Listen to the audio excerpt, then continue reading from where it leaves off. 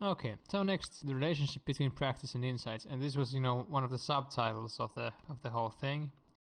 So let's see how the different practice types relate to the insights. First, samatha. So samatha, for those who came late, is like concentration meditation, basically. That's like a simplistic way to put it, but basically. Samatha practice is the effective unification of mind around the concentration object. So this unification of mind, chitta ekagatas, it means that the mind unifies around a common goal. There's no, it's like a unified mind is like let's say a disunified mind. If you try to concentrate with a disunified mind, it's like, you have a chariot of horses. Like there's, for example, 5 horses, the chariot, and 2 of the horses are pulling in one direction and 3 are pulling in the opposite direction. Okay, the 3 horses are kind of winning, over time, you move to that direction, but it's really, really, really arduous. With unification of mind, your mind becomes such that, all the horses drive in the same direction. So it's very smooth, it's very nice, it's very quiet, there's no hindrances. And basically, another analogy for this is that like what usually creates unification of mind the best is enjoyment and pleasure. So, for example, if you have a bunch of cats in a room and they're just going like all over the place, one way to get the cats to kind of gather around is if one of the cats puts some cat food on its head. So the cats kind of, the cats just get interested and they come to the same place. They get concentrated, very, very literally, kind of around the cat's food, because the cat's food is, and the pleasure is like cat food. Yeah. On this point, by the way, a few interesting points. Concentration with samadhi, which is the Pali word for concentration, literally means a recollection, a collection of things together. And interestingly enough, in the Christian tradition, we have different kinds of meditative practices, one of which is recollectio. Recollectio means basically the same thing. It's like, it's a concentrated the mind around the idea of God. Basically, we can find in Christian mysticism very similar practices in some sense to Buddhist concentration meditation. Only just unify the mind around God. And that's fine, and that leads to the same kinds of wacky experiences, energetic experiences, and so on. There's also, I have to say, in Christian mysticism, there's this idea, like if we talk about no self in Buddhism, in Christian mysticism, there's this ideal of kenosis, which means an emptying of oneself, like emptying one of oneself, and like basically allowing God to act through you. There's a passage in, I think, the New Testament where they speak about, how Jesus emptied himself and allowed God to enter, and that's kind of something that should be imitated, and that sounds very close to no self. Also, when we talked about effortless action and kind of like people lacking ownership of agency, so like feeling like there's a reduction in the sense of agency or a loss of sense of agency in bodily actions. In Chinese, in Taoism, in Taoist thoughts, one of the ideals is wei wu wei, which is basically doing without doing, which is the same thing. I just want to mention this to you, just, there are many parallels between these different religious traditions, and they basically, I find that they really center around pretty much the same thing in many regards. Anyway, so samatha by itself, the unification of mind is basically affects a momentary relinquishment of the distracting classical 5 hindrances called the nivaranas. So these are worldly greed, aversion, restlessness and worry, doubt, and laziness and lethargy. And all of these hindrances are kind of sub-phenomena of craving. They all are kinds of craving. Worldly greed is craving for something, something positive that isn't present to be present. Aversion is craving for something unpleasant that is present to be absent. Restlessness and worry are about, craving for, or like aversion towards, like craving for past, the results of past experiences or past misdeeds not to manifest, not to become present. Doubt is basically, well, doubt as craving is a bit more difficult to kind of translate to craving, but it's like yeah. Doubt may not be actually a phenomenon of craving. I can't quite now translate in that way, but I have to say that doubt is very central. Doubt is the opposite of confidence and motivation. And confidence and motivation are actually the things that allow people to do things like jhanas or like these energy generation practices. It's interesting that if the mind believes that an intention to generate, for example, loving kindness leads to the generation of loving kindness, if the belief is there and the confidence is there, then it happens. Basically, a lot of meditation is just auto-suggestion. And a lot of meditative progress is about making the mind auto-suggestive. This might sound more understandable to some people. Like the point is to make the mind more susceptible to intentional suggestion, so that when you suggest that, hey, let's enter first jhana, let's feel massive pleasure, your mind body reacts with like, okay, this intention, there's a strong association, like a predictive association between this intention and that pleasure. So hey, the result is let's generate pleasure. And doubt undermines all of that. The doubt is a really, really bad hindrance. Conquering doubt is one of the biggest kind of projects in meditation. You have to conquer self-doubt, and in many cases you just have to rest confident with what is and let go. Anyway, yeah, laziness and lethargy are like basically, well, they like there's something called dullness. So it's kind of craving for something interesting, craving for something nice or energizing to happen, craving for something basically just interesting to happen. And if nothing interesting happens, laziness and lethargy are craving for sleep, craving for dullness, craving for relinquishing of mindfulness and falling into dullness and eventually sleep. But yeah, even the momentary relinquishment of these hindrances is blissful, and it gives insight into how craving creates suffering. So like, when the mind is free of the hindrances and it experiences this bliss that arises from their absence, that in itself gives insight into how suffering is created by these hindrances, by greed and by craving. So it's insight into suffering, basically. So insight into dukkha. Samatha also, if a concentrated mind is naturally quiet and it's free of interference. So when the mind is concentrated and the hindrances are relinquished, the push and pull of the mind quietens down. The constant push and pull, the constant impulse to change things, which is like craving at a very subtle level. And as push and pull and craving cease, clinging ceases. And as a result of clinging ceasing, the sense of self starts to diminish. The loop of clinging creating selfing, and selfing creating clinging, or selfing creating like sankharas leading to clinging, that loop kind of starts to slow down and eventually can even collapse. So if you're very concentrated, your sense of self can disappear completely. You let go completely, there's no agency, there's no wish to change anything at all, and your mind rests in complete satisfaction with what is. That's very nice. And again, the blissfulness of that is in itself insightful. So yeah, with the diminishing of the sense of self, one sample states of no selfing, or at least less self. And this can sometimes lead to, like I say here, like experiences of effortlessness in meditation, as well as if you very deeply sample no selfing. For example, if you're in a deep jhana and your sense of self collapses very much, so it's very small, and sense of agency gets very small. Like I've said before, it can lead to daily life post-session. And for example, it's like experiences of a lack of mental and or bodily agency, so ownership of action can disappear.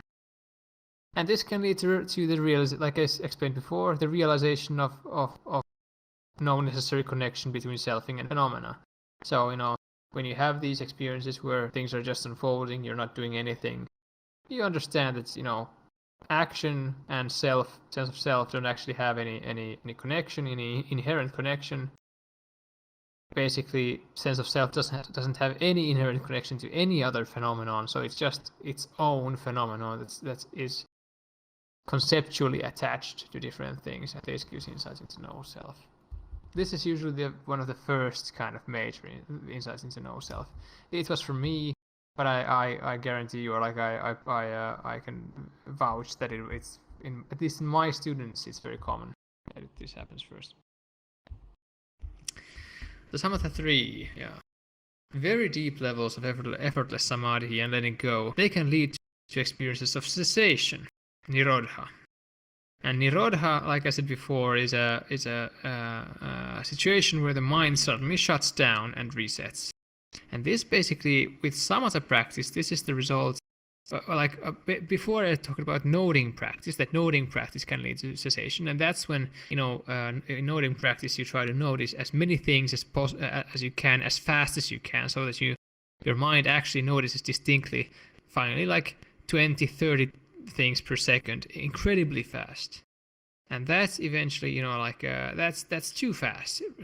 First, reality usually starts flickering, everything starts flickering, and then suddenly it can just collapse. And that can lead to cessation. With very high concentration, it's basically the road to cessation is through equanimity, because the letting go is very high, sense of self gets very, very high. Equanimity, which means that, equanimity means basically like steadfastness of the mind and like non-reactivity of the mind. Equanimity gets very, very deep, so that the mind no longer cares what happens at all. The mind is just still. And finally, when it's still enough, it doesn't care about anything at all, it stops. And then it resets. And as the mind restarts, the results sometimes it can be like a sudden quantum leap into emptiness of phenomena. So, there's this, not always, but sometimes there's this aha moment that actually perceived reality is completely mind-made. And that can lead to insight into emptiness. And of course, in addition, some of the techniques sharpen the mind for any kind of insight practice. So it's like samatha practice is quite central. I mean, in my curriculum... Oh, there's a question. Question? Yeah, I was wondering, have you experienced that whole mind shutting down and resetting before, like personally? Yeah, once. For some people, it's super common, and yeah.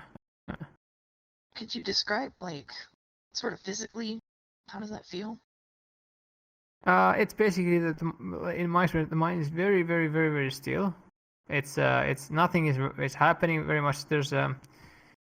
It's just very, very quiet. Thoughts have died down, pretty much completely have died down. There's no thinking anymore.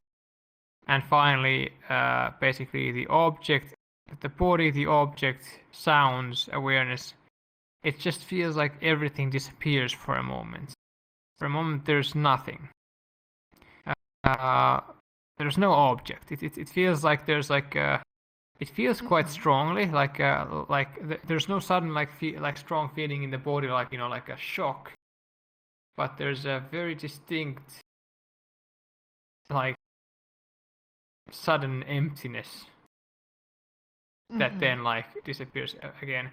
And actually, my teacher Lee Brasington, he has said that like his opinion, like okay, this gets a bit tangential, but in some traditions, there's especially the progress of insight tradition, which was started by Mahasi Sayadaw, who was a Burmese teacher in the early 20th century, who basically restarted insight meditation practice in Burma. And Mahasi Sayadaw has this progress of insight map kind of thing, which actually traces to the Visuddhimagga, which is like a 300th century after Christ compendium of meditation. But long story short, there's a tradition where it's thought that these momentary cessation experiences are all of them awakening experiences, and every time a person undergoes a cessation, they kind of jump to a higher level of awakening. And I don't think that's true. In my personal experience, I don't think that's true. Sometimes they're insightful, sometimes not. But my teacher, current teacher Lee Brasington, says that these sound a bit like his interpretation is that these aren't actually nirodha, like cessation as such, but these are very short forays into the seventh jhana, which is the jhana of emptiness, where there's nothing but an object of emptiness. And I can't say which one it is. I don't know. Yeah, okay, so Vipassana. How does this relate to the insights? Well, that's pretty obvious. Vipassana is insight practice. There are a very wide variety of insight practices that are tailored for all the major insights, For example, there's contemplations, which I described before. That's steadily applied discursive thoughts. So, and those are different topics for that. And that steadily applied discursive thought means that your mind is concentrated, optimally it's concentrated already, and it kind of feels like, or like classically, in classical Buddhist training, you learn the jhanas first, the 4 form jhanas especially. There are 8 jhanas, but 4 of them, the 4 first ones, are called form jhanas because they occur in the body.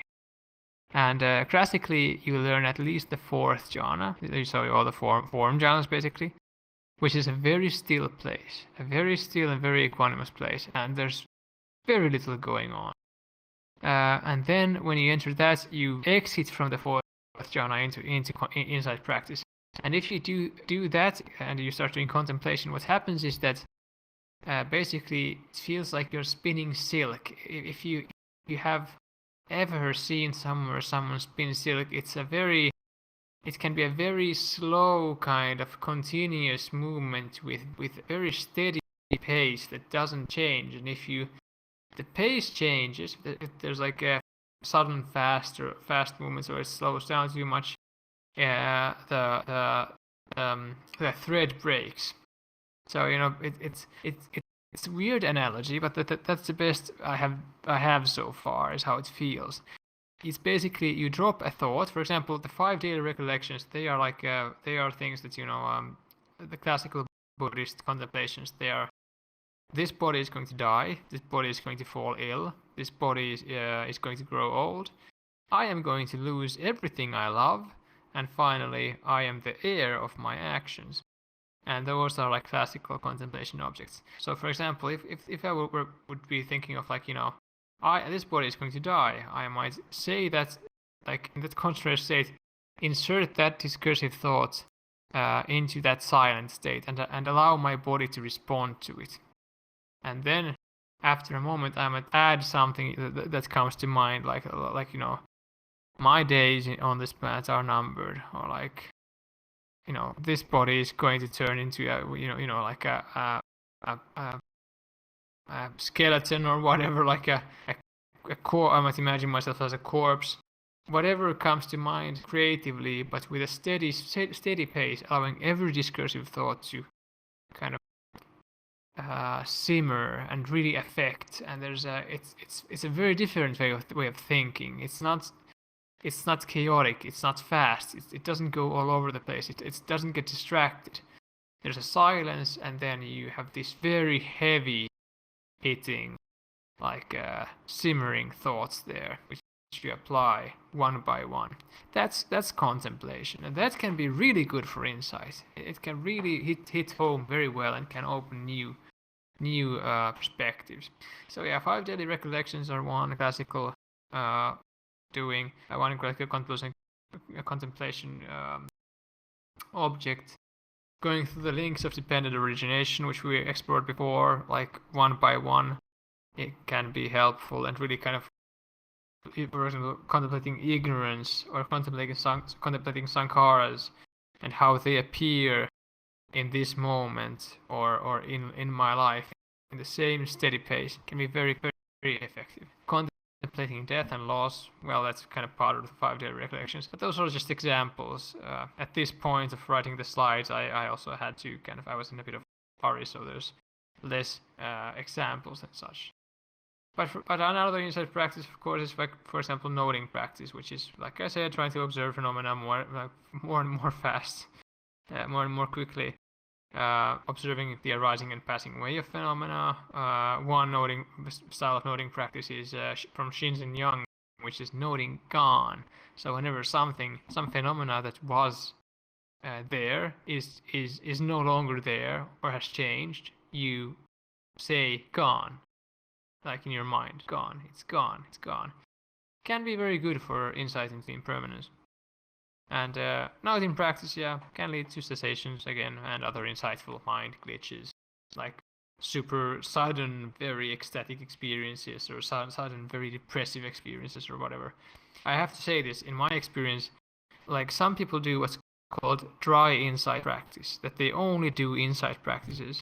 There's a guy called Daniel Ingram who has a book called Mastering the Core Teachings of the Buddha. He kind of advocates a dry insight approach, that you start doing noting practice right away without any like samatha practice or concentration practice or hard practice or whatever. And I would say that seems to be a bit dangerous. I mean, it can work, it can be very insightful, but it seems to be, I think, an undeniable fact that people who go for a dry insight approach are much more prone to long depressive episodes, because they get these very strong sudden insight experiences which lead them confused, lead to half-baked insight that's too fast, too rapid, too half-baked, and that can lead to nihilism, that can lead to that kind of wrong kind of sense of meaninglessness and so on. And that's why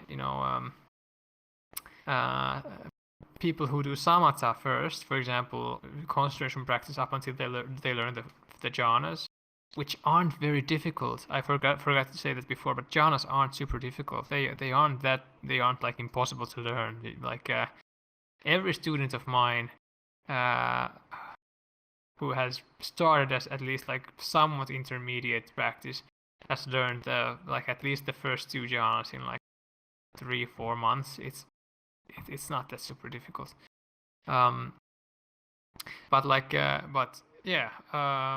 I like doing those first and then doing insight practice. That's called wet insight. Samatha lubricates insight. Samatha practices give bliss. They give a collected mind that is not prone to what is called papancha, a proliferation of thought. If you don't have samatha, then your thinking is all over the place. A normal person's thinking is all over the place. There's a lot of discursive verbal thought. Thinking is loud. All discursive thought is super loud. Like if you think in words, what that means basically is that your mind is just shouting all the time. Thinking doesn't have to be in words, and that's wonderful. One wonderful result of meditation, if you meditate thoughts, is that your mind gets much more quiet. It still thinks, but it's more quiet, and that's better for everyone, because if you think verbally, that basically means that first someone whispers something and everyone hears it, and then one part of your mind for some reason wants to shout it very long, like very loudly again, and something that everyone got already.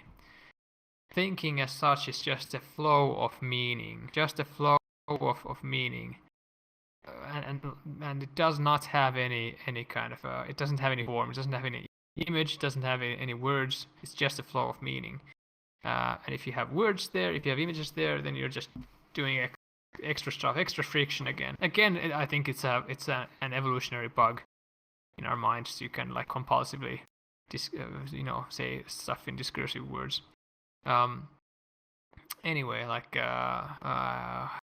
what was I saying? Yeah, if you don't do samatha practice, like if you're not used to it, your mind will be very loud, and then like all the insight stuff you might get from insight practice, the experiences, your mind will start creating all kinds of nonsense stuff. It will start proliferating. Papancha, it means mental proliferation. You will have the half-baked insight, and on top of that, your mind will create a huge web of worries and kind of theories and views about the world being, sucking, and my job being bad, and all of that, and that's just nonsense. Samatha is the best antidote. Well, samatha accompanied with insight later on is the best antidote to papancha. And papancha is like basically your mind going sankara overdrive. It's just creating more and more conceptualizations around stuff, and it's just thinking, jumping from one thing to the other and creating this huge web of fantasy. Exactly what this Mark Twain or whoever said, those disasters that never came to pass. Anyway, so I suggest you do samatha first, up until optimally samatha first to some degree, then do the Brahma Viharas because they are just great and they're easier than the jhanas, really pleasant. After those, do the jhanas and then start doing insight practice. That's the classical way. It really is the classical Pali kind of way. Like that's what the Buddha called the gradual training. If you try to avoid it, I think you're gonna get into trouble. Anyway, in meditation, all weapons are allowed. There's even all things that help you concentrate on the breath, for example, better, or have some other concentration object. All of it is allowed. Everything goes. Even motivating yourself through insight time. If people know insight timer, they give you stars. Like for every 10 days you meditate, you get a star, an achievement. Even that is great. Use all of that. There's no shame in motivating your mind in any way possible, because motivation is the basic, it's the basic measure of how much you can do with your mind, and in a sense it's the currency here. The more motivation you have, the better your meditation is going to go, and the faster you're going to progress. You require motivation, and meditation is very much about just gaining motivation. So make your meditation as fun as you can, as pleasant as you can. Make it relatively easy and fun, but still employ the basic techniques. Don't just, allow your mind to wander, blah blah blah. Do apply some kind of be diligent, but make it fun and apply whatever helps you. That would be the best. Yeah, I'm just gonna go next slide. Okay, Vipassana 2. Okay, yeah. This is also an example of insight practice, ways of perceiving. So these are sustained, insightful ways of perceiving phenomena. So basically what this means is that instead of when you have high concentration, instead of taking something like your breath as an object, you take some insightful way of looking as your object. So basically you just form the intention in your mind to observe change, for example. You observe changes to the object in your whole sensory sphere. Change leads to very interesting things. I described them before, but I will describe it again. If you have a concentrated mind and you observe change in your whole body, you will most likely first notice that everything is moving, everything is changing, absolutely nothing is still even for a moment, and then later on you will notice that there's no past, there's no future, everything is just a nameless sheet of becoming.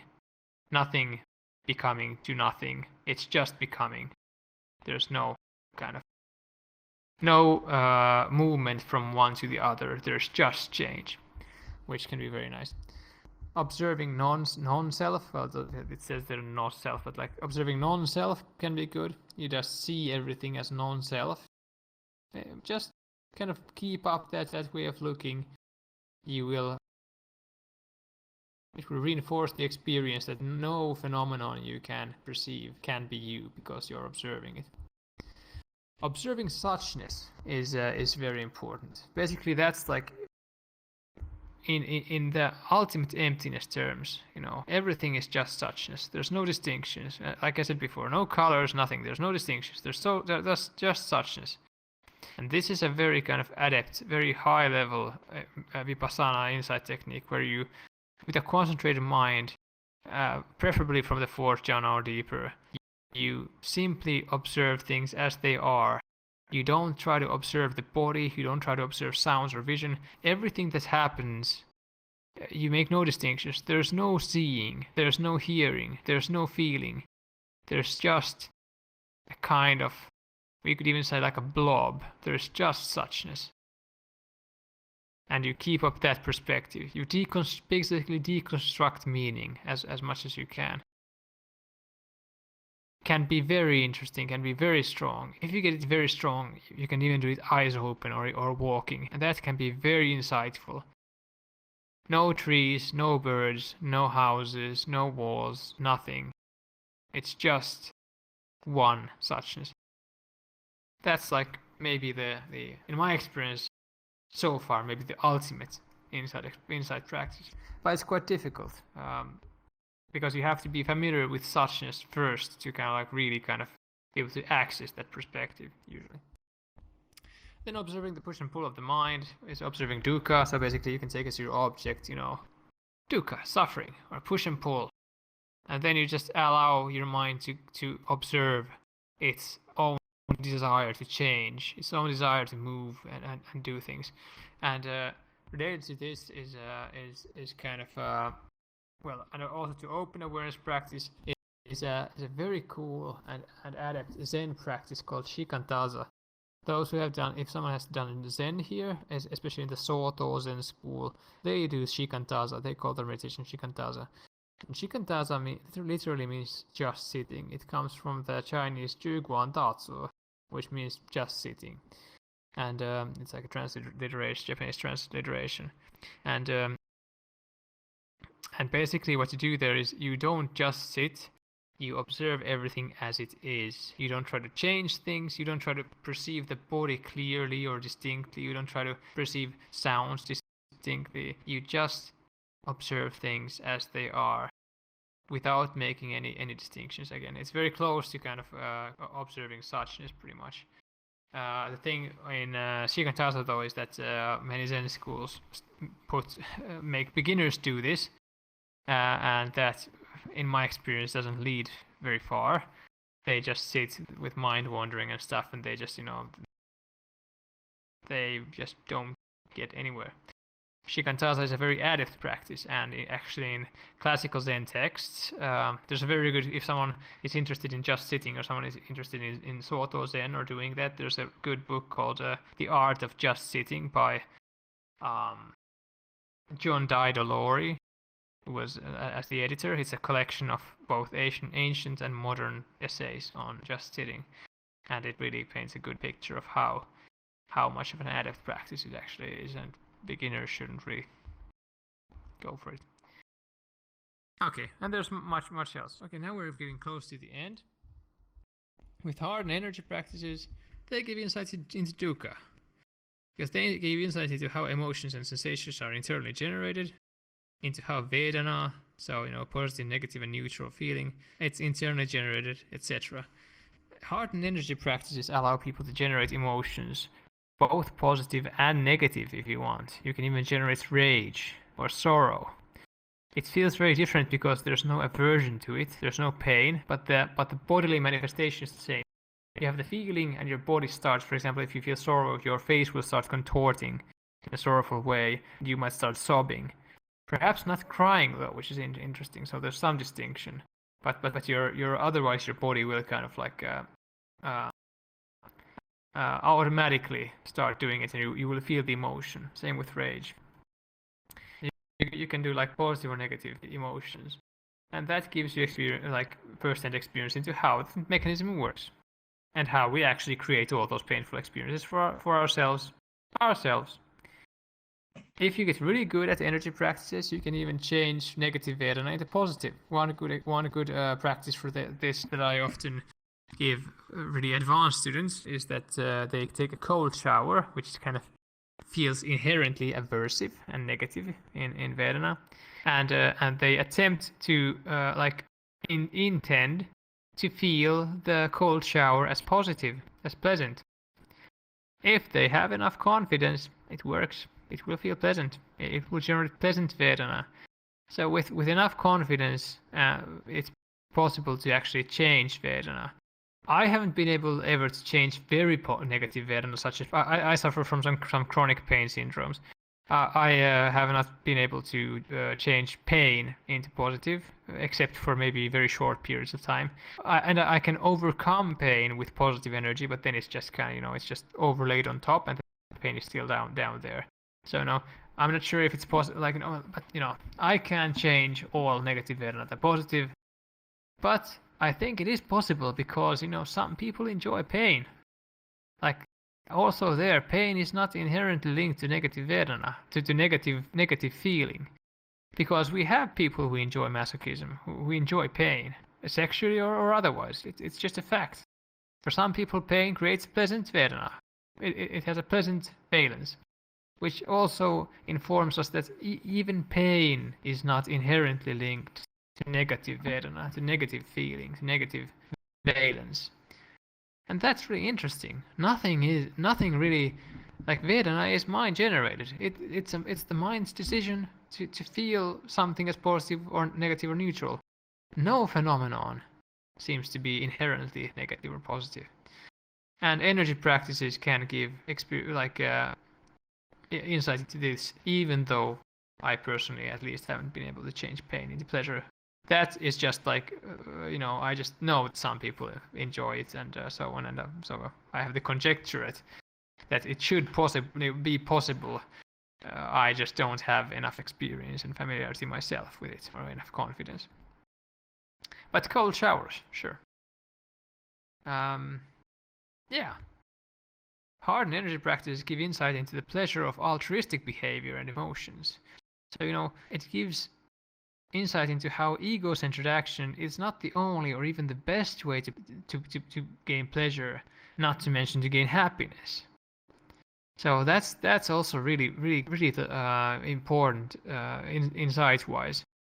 When you do hard practices, you generate altruistic pleasant emotions like metta, which are hugely pleasant. And the pleasure from metta is as pure as the clearest mountain spring water. There's nothing wrong with it. You feel immense pleasure because you love others, and experiencing that you can feel such pleasure and have such satisfaction from something so pure and so altruistic, it really has sooner or later that will start undermining ego-centered behavior. You will start loving others. Like if you say, and metta is something that you shouldn't just generate the emotion and the energy. You should center it on different beings. Like you generate metta and then you think about different beings. Like for example, when I do it quite fast. But I go through my family members, my girlfriend, her family, my friends, my students, all small plants, bushes, trees, all birds, all fishes, all other aquatic animals. All insects, all arachnoids, all reptiles, all amphibians, all like small, medium and large mammals. Then humans, old people, children, the dying, the born, mothers, fathers, daughters, sisters, sons, and then sisters, brothers. So there's like a big category of different beings which I include in the metta. And doing that, and then occasionally, of course, reinforcing it on specific people, especially people you don't like, and center metta on those, that really changes your behavior. So for example, for the last 2 years, I haven't been able to kill mosquitoes. It's simply impossible. My girlfriend hates me for it sometimes. When we're like in a summer cabin, there's mosquitoes in the room. I can't bring myself to kill them. I mean, they're just mosquitoes. I would much rather allow them to, drink my blood and have them fly away so they don't bother us anymore.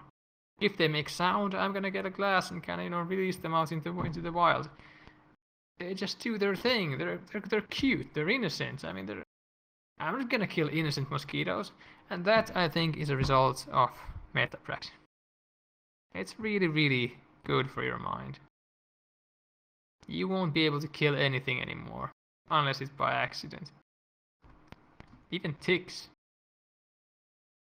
Yeah, and hey, energy and hard practices, they help in a very big way for you to detach from clinging onto external things. So this is also, jhanas jhanas are the best energy practices ever. They are supremely pleasant, much better than anything. Maybe some drug experiences kind of get there. MDMA is super nice, but it's getting close. I mean, deep jhana, I think, is much more satisfactory, actually. Like, it's so strong, like super strong, pleasant energy. And if you have those readily available, who needs drugs? It's much easier to let go of your external harmful addictions if you have this supreme refuge, as the Buddha said. And Thanisara Bhikkhu put it the strongest, that he said that you actually have to get addicted to jhana so that you can let go of your other addictions. It's a bit strongly said, but I think, it's kind of essentially that's true.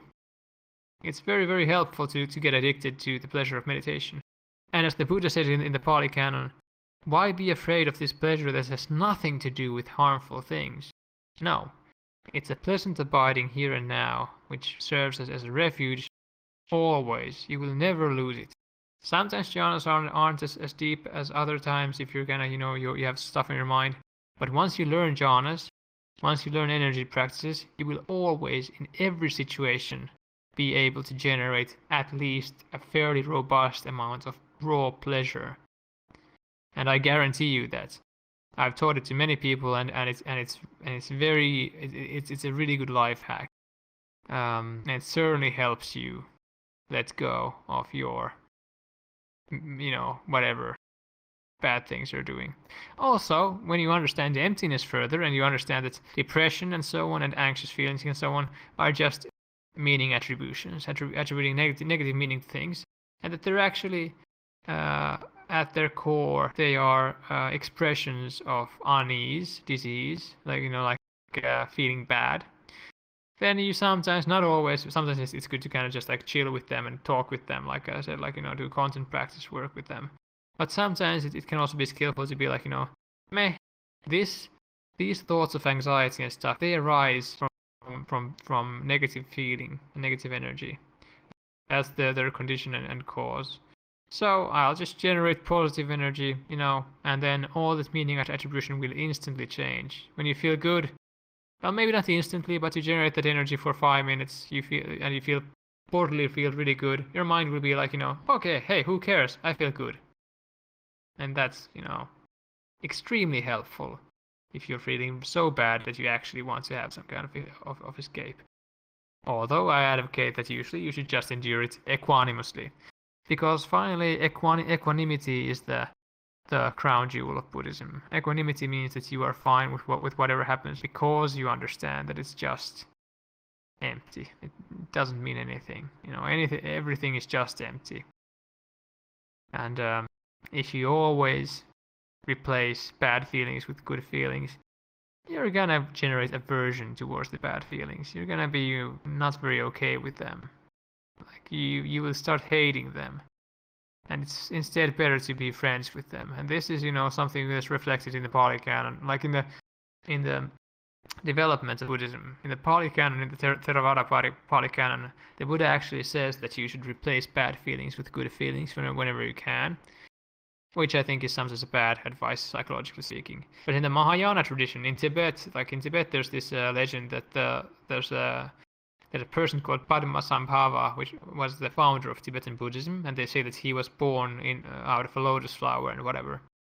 But the tale goes that the Tibetan plateau was infested by demons when Padmasambhava was born.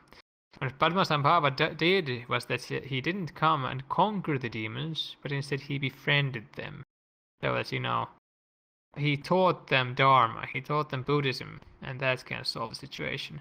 And I think that reflects a kind of development in thoughts, so that, instead of hating those bad emotions and trying to get rid of them and displacing them with good, you actually, learn to deal with them.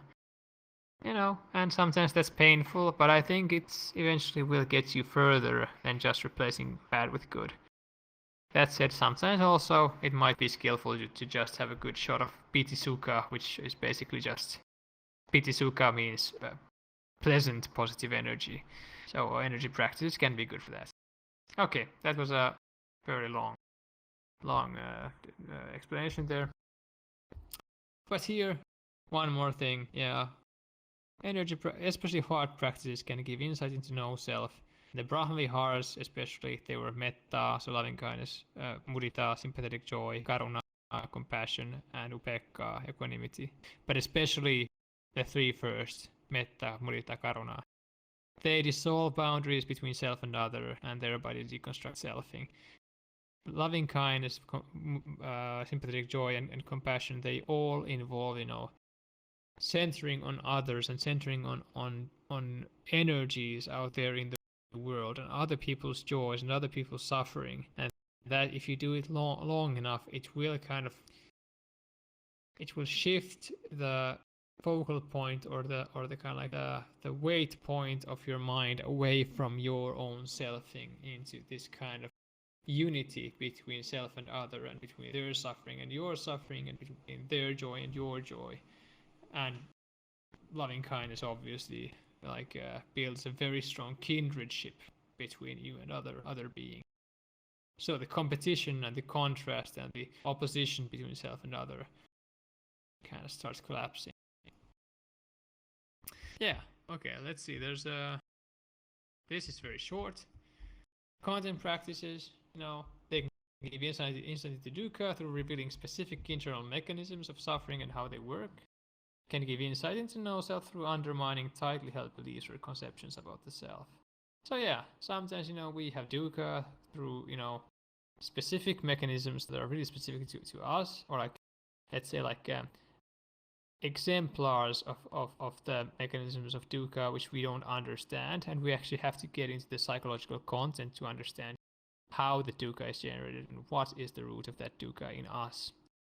And also, it can give insight into no self, because sometimes we have a lot of tightly held beliefs about ourselves, like our worthlessness, our incompetence, our intelligence, our dumbness, whatever, our stupidity, whatever. We all have these beliefs about ourselves. They're nonsense. None of them apply. I mean, they can sometimes in practice, they can fulfill each other, like themselves, like self-fulfilling prophecies.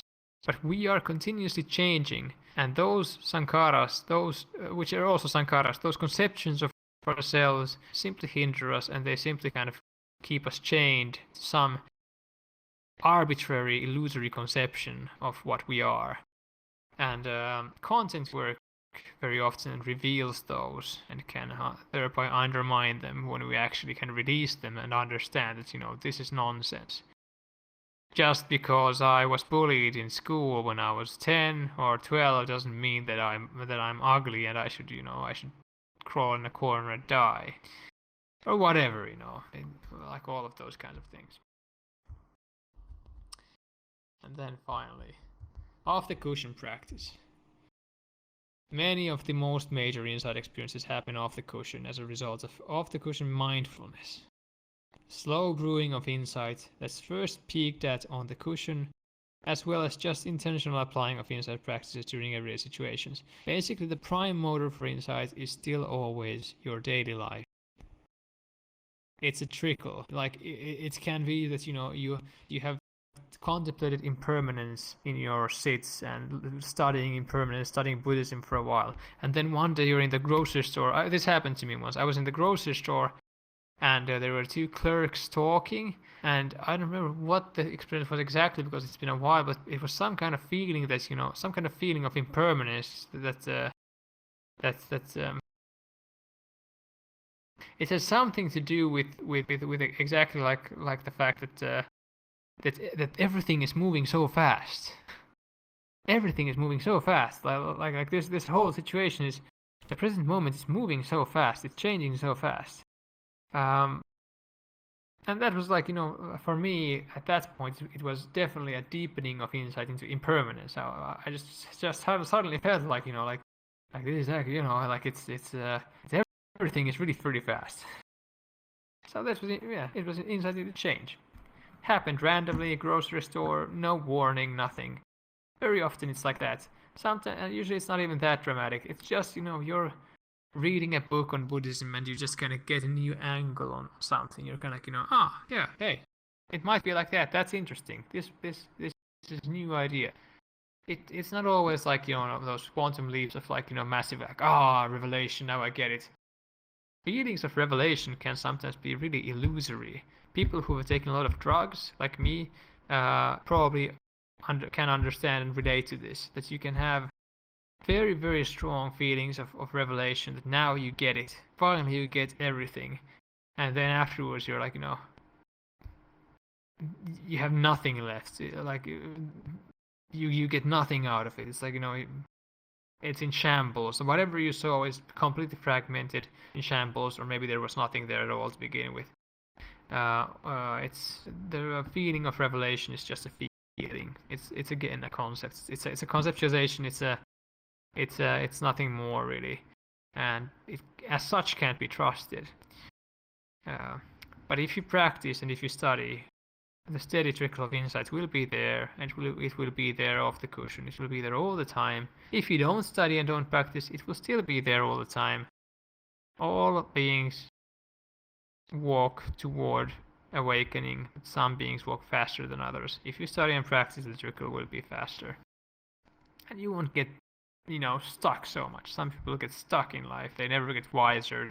Some people even get, stupider as they age, but that's pretty rare. And this is, by the way, why old people are usually wise. I mean, they have more insights. They haven't practiced and they haven't done much for it, but they are, generally speaking, they can be quite wise because, they have worked with their mind and observed situations and how people work and, all of that, just on the go. So, they're kind of naturally smarter or wiser. Then, working on ethics undermines clinging to me and mine, as well as the boundaries between self and other, like no self. It undermines clinging to harmful behaviors, so it also undermines dukkha. Like when you act ethically, if you think about dukkha, you notice that okay, ethical behavior feels nice, and actually, avoiding non-ethical behavior feels almost even nicer. You can notice how non-ethical behavior causes restlessness and worry, and cause your conscience is even if it's subtle, your conscience is reminding you of it, and it's affecting you, and that's suffering. This really leads to suffering. And just clinging to me and mine, for example, generosity is great for avoiding clinging to mine. You give away money, for example, and this is again a bit of a stupid like a sales pitch kind of thing, but I'm being honest here. I used to be really clinging with money. I like, not really, but kinda. I didn't want to give money. It felt always bad. And I have to say that nowadays it's like, I just give money here and there. It's just money. It's just money. I don't care as much, and that's really, really cool, and that's really important that you actually you don't cling on to something material or something like money so much anymore. It's no longer you don't have clinging so much, and thereby you don't have selfing so much that like, I have to have this, has to be me, this is mine, I won't give it away, this is mine, this paper, this power that the money gives is mine. No, it's just money, Fuck it. So ethics is in part a necessary applying of insight to day-to-day life. It's basically, to work on ethics, you have to work on insight, and you have to apply insight. You have to apply insight into, no self. You have to apply insight in dukkha. Working on ethics in a good way, which basically, for the record, in my mind, good ethics, for example, good generosity, is something that avoids the extremes of selfishness and sacrifice. They both are extremes. Some people go very heavily into sacrifice, and that's a mistake. Sacrifice is not, in my understanding of my experience, sacrifice is a mistake. You should not sacrifice.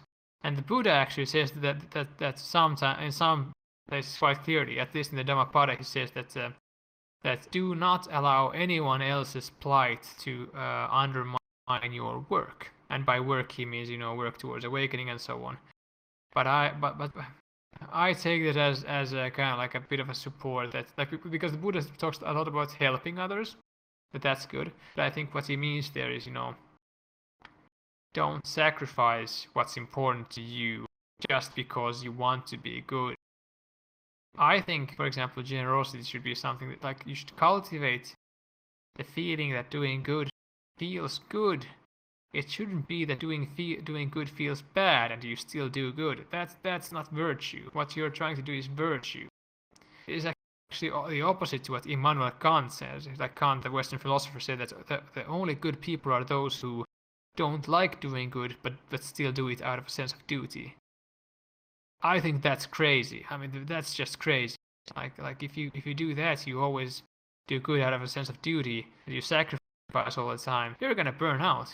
You'll have a terrible life. You'll be full of resentment. You'll hate everyone because they don't appreciate you enough, and so on and so on. I've seen this in my friends, and I think probably many of you know people who are like that. They always sacrifice everything, and then they're full of resentment, or like they're in trouble otherwise.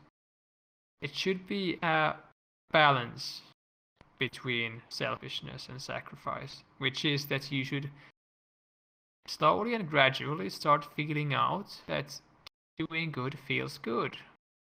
And actually, it's something that you want to do. So, for example, with generosity, yeah, if you want to give someone something, you should give something that feels good. It's not doesn't endanger your financial situation. It doesn't feel iffy. You don't do it out of a sense of obligation. You do it because, heck, it's just money, and you feel good giving it. It's fun, and that's like optimal ethical behavior. That's virtue in my mind. You like doing good things. Yeah, let's see. I think this was pretty much it. Here's a very limited list of great stuff to read for the end. Like many of the people who started with me today, or like with us today, aren't here anymore, but some are. Thank you very much. This has been 6 hours of stuff. More than 6 hours. That's super long. It's crazy, yeah. I have a huge headache. Oh, I'm sorry about that. Yeah, anybody who can No clap, please do give the man a round of applause, and the rest of us can throw out some emojis.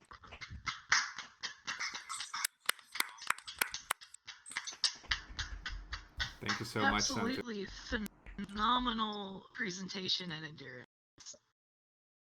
Cool, thank you. Yeah, very good. I would just want to mention about these because, like, of course, I want to give thanks to my teachers as well. I have gotten so much out of them, and my students as well. I mean, of course, this organism is the result of causes and conditions that are out of my control. Basically, this organism, like all of you as organisms, are just more unfolding of the universe, and that's just how it is. So,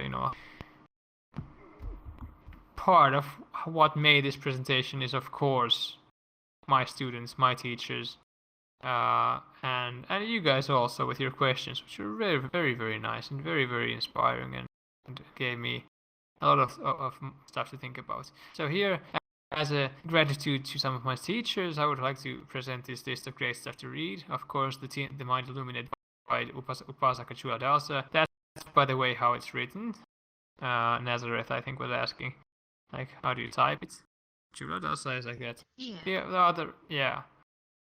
That's a great manual for samatha meditation, especially for like beginners to intermediate students. It's the best out there, but don't follow it word to word. If you stick to if you want to, it's like a toolbox of stuff. And if you try to apply every tool, you're gonna get lost. You're gonna over-effort. You'll have a bad time. Don't do it. It's good. It's a good book if we approach it kind of gently and kind of don't do everything that's in there. Just kind of pick something that feels like works. Okay, Seeing That Freeze by Robert Beya. He's also passed away. Damn it! All the good guys have died. Damn. Well, not all, but Robert Beya was perhaps one of the greatest people I know who have lived on this planet. He was super gentle, super wise. His insight into emptiness was pretty much unparalleled. And his passing was a great tragedy. But Robert Beya's Seeing That Freeze is perhaps the best, or one of the best books on insight that exist. I very highly recommend that to people who are interested in Buddhist insights. It starts kind of, with superficial stuff and gets super deep in the end. It's like, emptiness of emptiness and stuff like that. Emptiness is an empty dharma, whatever. Like it's really kind of, yeah. For people who are interested in the Pali Canon or classical Buddhism, in the Buddha's Words, an anthology of discourses from the Pali Canon edited by Bhikkhu Bodhi, it's great. If you want to read suttas, like original words of the Buddha, read that. Like it's thick, but it's not as thick as the Pali Canon, which is like 40,000 words or something. 40,000 pages, I mean. So so that selection, Bhikkhu Bodhi's selection, is a great place to start. The Life of the Buddha by Bhikkhu Nyanamouli, like edited by him. Also, it's based on the suttas. It's not very thick. The Life of the Buddha. I would want to say a few things about devotion. I mean, Buddhism is not a religion. Like there are some religious trappings in certain cultures, but they are just part of the cultures. Buddhism as such is not really a religion. However, devotion it can be a very skillful emotion. It can be very motivating. So, for example, I often chant certain things. For example, the traditional taking refuge in the Buddha, the Dharma, and the Sangha, because I get a kick out of it. It motivates me and it reminds me of the path. And devotion is always a humbling. It's a humbling emotion. It's a quality that humbles you, lessens your ego selfing, and realizes,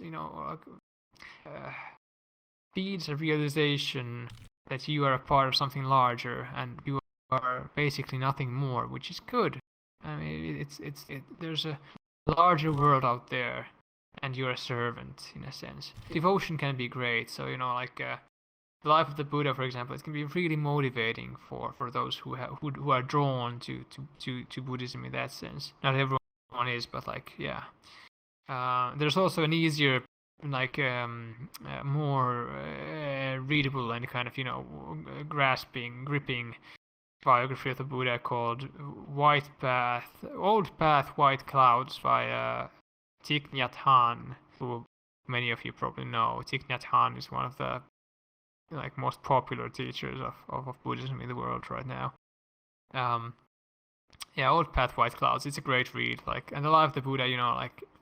The Buddha was such a genius. I mean, even though it's Paticca Samuppada, dependent origination, and 5 aggregates, they are kind of cryptic. But if you really get into them, they're really 2,500 years ago. He kind of made amazing discoveries and was undoubtedly a very, very intelligent person and very, very, very wise. So I wouldn't say that some kind of gratitude or devotion or interest towards his life or him as a person would be unskillful or unhelpful. On the contrary, I do recommend it if you like.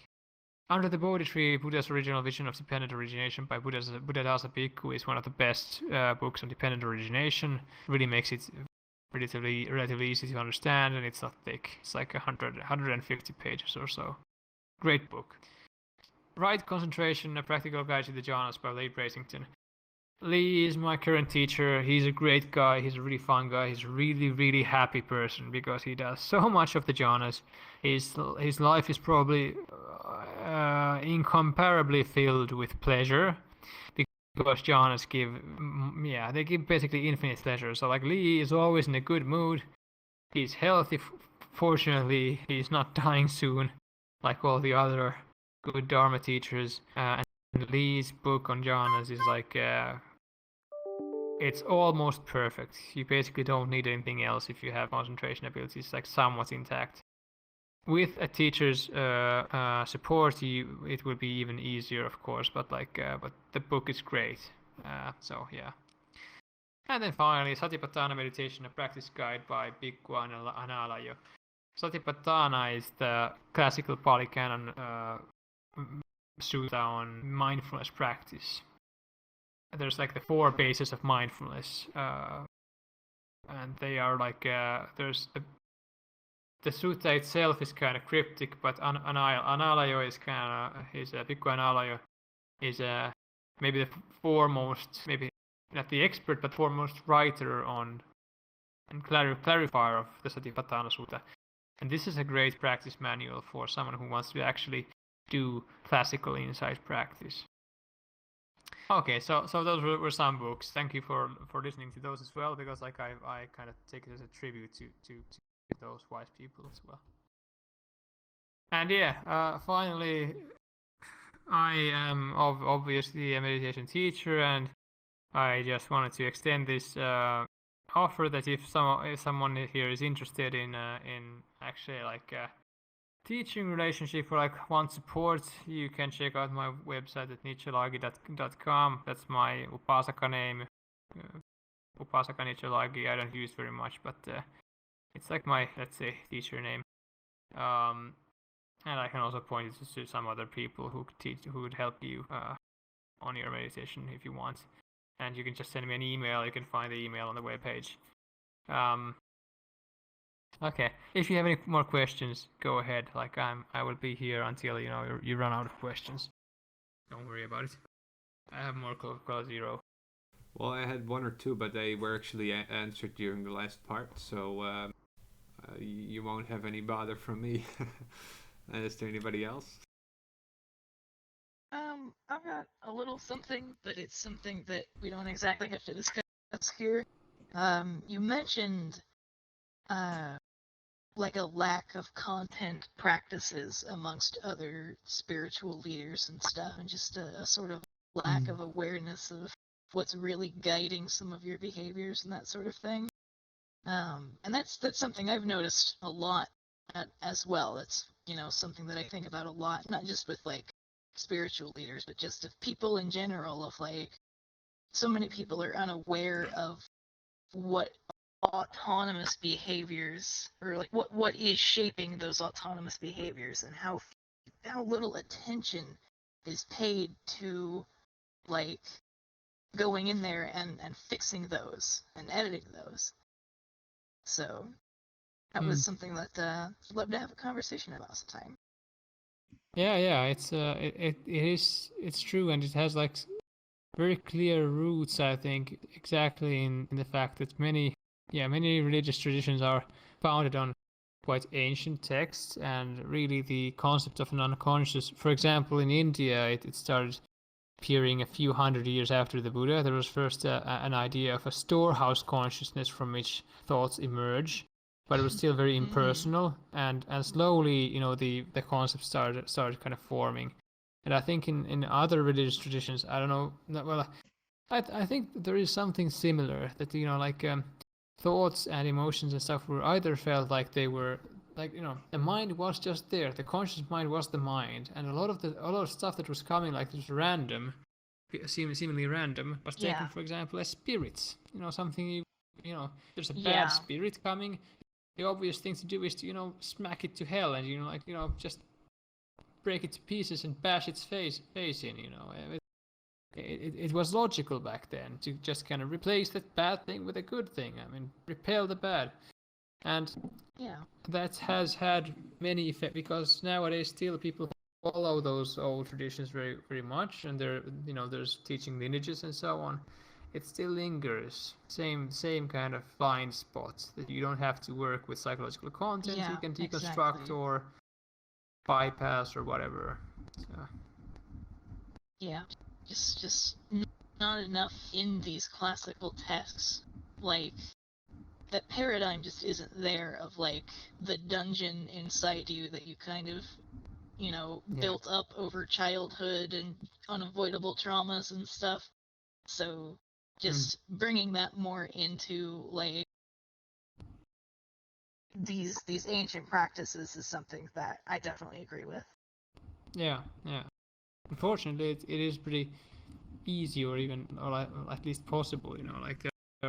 Like I said on the slides, there are lots of practices that utilize, for example, mindfulness, and make, you can actually use the skill sets for content work. But of course, psychotherapy and such, they're also like, pretty cool and valuable in that regard. Yeah, I mean, a lot of it, I feel, definitely hands you as many of the tools as you would ever need to go and like start working on that kind of stuff. But because the doctrine itself and the teachings itself don't emphasize like actually go and do that, it just doesn't seem to get done. Yeah, exactly. Yeah. So, yeah.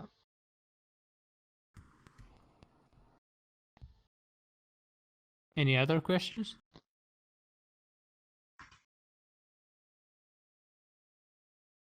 Yeah, or comments? Yeah. Well, I think it's, just want to say, I think it's one thing that I think is worth noting about. I really agreed with, what you were talking about, as far as trying to help, other people with, or being gracious about things and helping people, having feeling good about helping somebody with something, having that feel good to you, being an excellent communicator, if that's something that's worth your time or not, you know? Being able to feel good about just somebody and help them with something, you know? Feeling like it's an obligation to help people, like some type of family obligation or something like that. Yeah. Because more recently I've been helping somebody that I know with something just because it was an obligation. And it ended up kind of taking a toll on me. It didn't really serve me at all in any kind of way. It kind of degraded me a little bit as far as I'm not going to go too far into the details of that, but it feels as if feeling good about helping somebody is an excellent communicator if that's something that won't work, like, you know, wear you out mentally, you know. Like, I find that a very good point to make, because that's important, you know. Like, there may be some level of, I'm saying perhaps here, but, you know, there might be some level of some type of societal programming involved with that, where we feel as if that we feel overly obligated to help people to our detriment, right? And I feel that's something to take into account for sure, I guess, just in life in general. And I really enjoyed that part as well. Yeah, I find it's actually it's not such a long process to start enjoying it if you start doing it with that attitude, because it feels good. I mean, everyone knows that giving a gift, like a good gift to a good friend, or like giving a good gift to your spouse, feels wonderful. I mean, like it's really nice. It doesn't take much to realize that that's generalizable. Even if you don't know someone, giving them something and feeling also, you know, like in giving in helping there's this. What's important to also like discover is this joy of relinquishing something. There's this joy of, like, you know, I can give this, and I'm okay with it, and I can give this to them, and they will enjoy it. And there's this both their joy and their kind of like you're helping them, but also the fact that you can relinquish that. There's a kind of liberation, or like the kind of freedom to that you're able to give that gift or time or whatever, but you're able to give that. And it's not just about, you know, I'm a good person when I give this, but there's just, I think there's a relatively raw pleasure there, a relatively raw kind of satisfaction, or like, you know, happiness that comes from, you know, I don't the recognition that I don't need this, I can give this for someone who needs it. Exactly. Yeah. And I think there's perhaps quite a difference between, you know, really feeling good about giving somebody something that you might not need, or just being gracious in general, just because it feels good to do that, is absolutely separate than feeling some, you know, some type of wretched obligation to do that thing, you know. There's definitely a fine line between those two. Yeah, it's a fine line. It's very easy for people to kind of go into sacrifice mode, but it's like I said before, like really, like sacrifice is not virtue. Sacrifice is just like a weird, complicated, you know,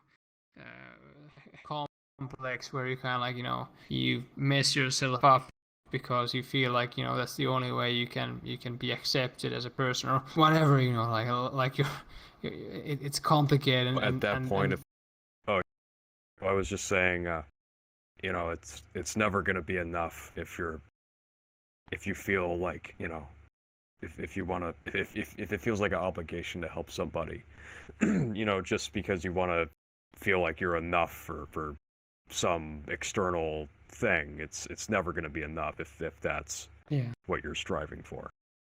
Yeah, because it's something something internal. It's an internal, like, it's a cliche, but it's to say so, but it's an internal void. There's something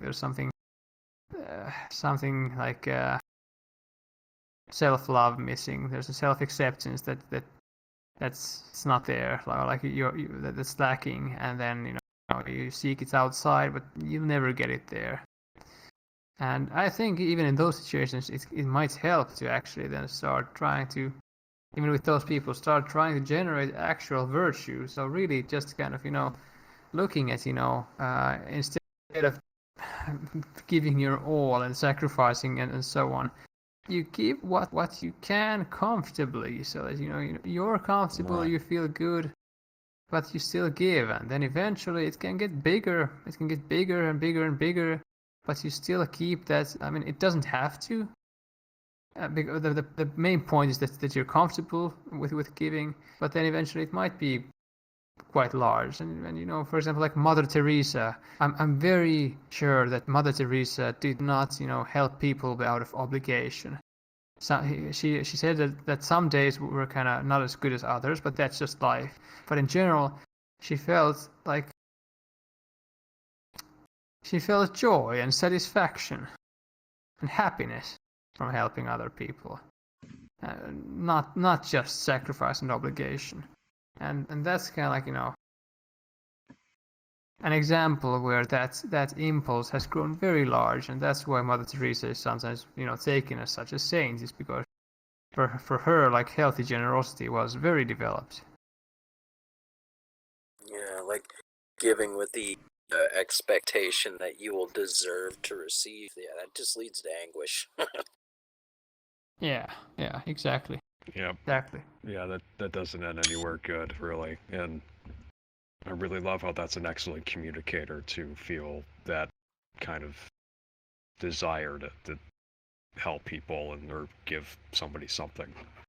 When you feel obligated and whatever you're doing is working out, if you feel that obligation, it's not really going to work out as well as it would be if it was more so something that you would enjoy giving to somebody. And that frustration that you feel is another, I think, excellent communicator in that regard. But Yeah, it should be unconditional. Otherwise, you Exactly. set yourself up for disappointments. And anyway, you're not really giving. If And you're giving burnout. conditionally, it's not giving. Yeah, I have a big problem with that because I'm a Leo. You know what I mean? I like to give, but I like to deserve in turn. That's a big. Yeah. Yeah, we all have that impulse as well. Like, also, for example, in my sometimes in my relationship with my girlfriend, like, if I have recently done something very nice to her, which I think is unconditionally and might be first, then if she, for example, does something nasty to me, like, either intentionally or unintentionally says something that's triggering or something like that, I might get the feeling that like she did this even though I just did that nice thing. And it's a bit of like a twist on the same thing, but still there is that kind of, when I get triggered, there is that conditionality there. She shouldn't have done that nasty. Like, it's worse that she did that nasty thing because I just did something good for her. So it's a subtle game. Well, maybe it's time to wrap up. Huh? Maybe it's it's any 4:45. anymore. Yeah, exactly. You have work tomorrow too. So yeah, again, thank you very much, and I want to point people's attention again to the slide. I secretly put it up again while you were talking, just to make sure nobody misses your website, and keep track of what he's doing on his site, I suppose, folks, if you're interested. All right. Well, for anybody who is interested, we have meditation lessons on Tuesday. They're very entry level and accessible, also enjoyable as an opportunity to discuss the practice for people who might be more involved with that kind of stuff. But if you're totally new to it and you want to learn or practice together, feel free to come. There's 2 sessions every Tuesday, one for EU time zone and one for US. And Santtu, I hope you will be back in the future to give us more of these amazing talks. Maybe not so long again, but I do want to thank you for your incredible stamina. It was amazing to listen to all of it. So on behalf of everybody here and everybody who will see this in the future on YouTube, thank you very much, and hope to see you again. Hope you enjoyed. Yeah, thanks. Yeah, I'm sure I'll come back. Yeah, it was very nice, very fun, good experience. Great. Well, if you're not yet on our Discord server, feel free to join. If, like Nazareth, you would like to help out VR Mystery School by volunteering or in some other way, check out the Discord or vrmystery.school/support. So thanks again everybody for coming. Maybe if you can clap, if you have hands, give Santtu one more applause or throw some emojis. Thank you very much, Santtu. Yeah, man. Thank you. Thank you for the presentation.